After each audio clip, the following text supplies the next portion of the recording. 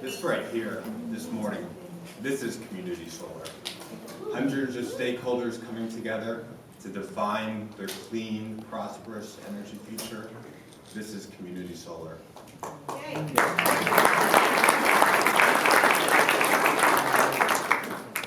The cranberry bread breakfast I had with Rockspot and partner organizations focused on climate and jobs, that was community solar. The mechanisms that people define community solar by, those are just mechanisms.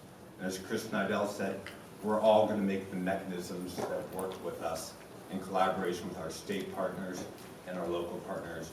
We're going to make a version of community solar that works right here and in your communities.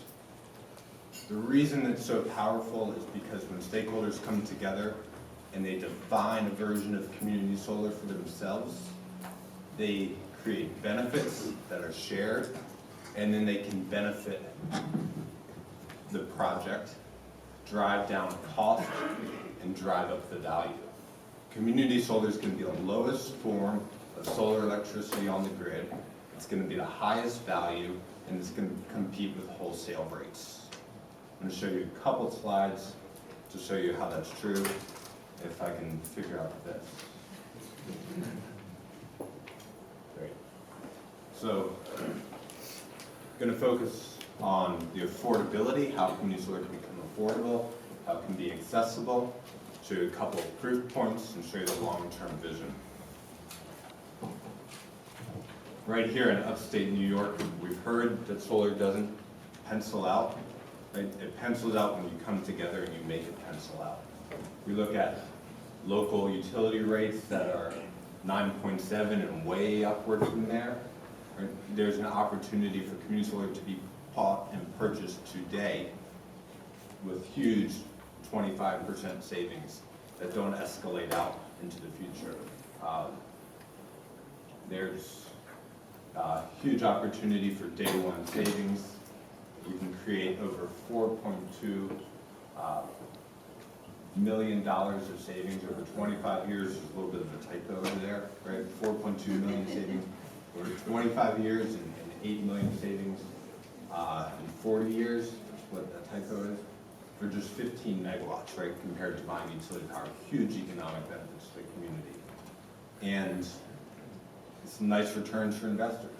Right? We're seeing 30% debt projects, 8.7% IRR to investors. I'll sign up for that. And this is with a modest 2% utility escalation assumption. What we've actually seen is more like 9 to 15% utility escalation over the past 3 years. Has anybody here been paying those bills? So there's incredible opportunity for affordable community solar. Community solar can also be incredibly accessible, right? Traditionally, rooftop solar, which we want to see as much of it as possible, it focuses on middle and higher income households. It excludes many from participating.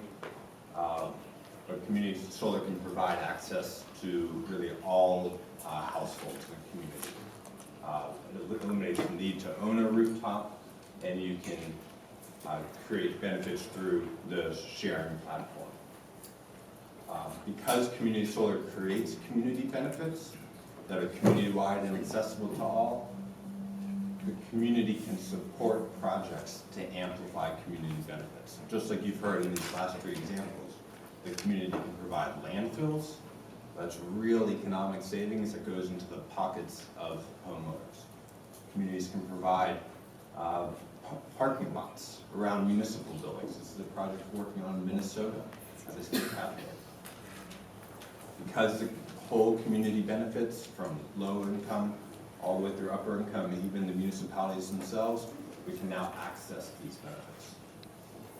So this is real, it's being done today. This is what communities can really do.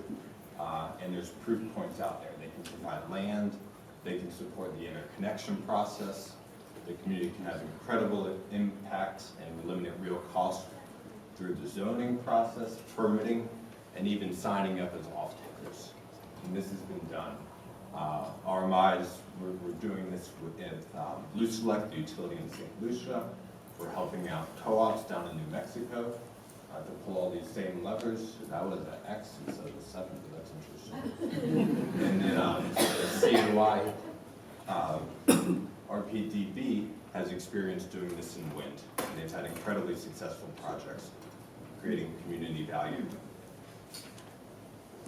So here's a little bit about our experience over time with cost and the vision of what this can do for install costs, and I can touch on LCOE. I've been working to drive down costs in the solar industry for the last 6 years. Seen systems be installed from over just in 2010, over $4 a watt. Module costs came down, then racking and labor costs started coming down, and then modules kept coming down, and then we started working on soft costs, and now we're here. We're in the mid $1 to $2 per watt range. Most buyers are getting somewhere between $2 and $3, even $4 a watt. 25% of buyers are over $3.50. We can help consolidate the procurement so everybody gets the best available deal, and then the communities can support the projects to further drive out costs. Our developers need to get engaged. Unfortunately, we've got a lot of developers who are participating.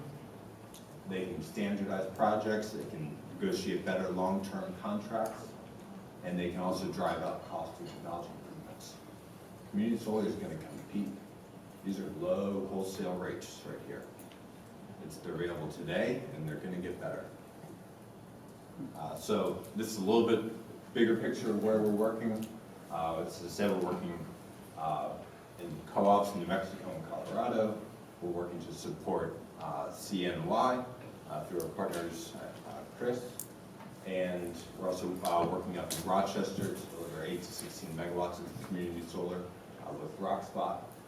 And we are going to achieve these outcomes by supporting buyer-side organizations like CNY, RPDB, Rockspot, and we're going to realize 20 to 40% cost reductions compared to what solar is costing today when communities do not get involved in the process.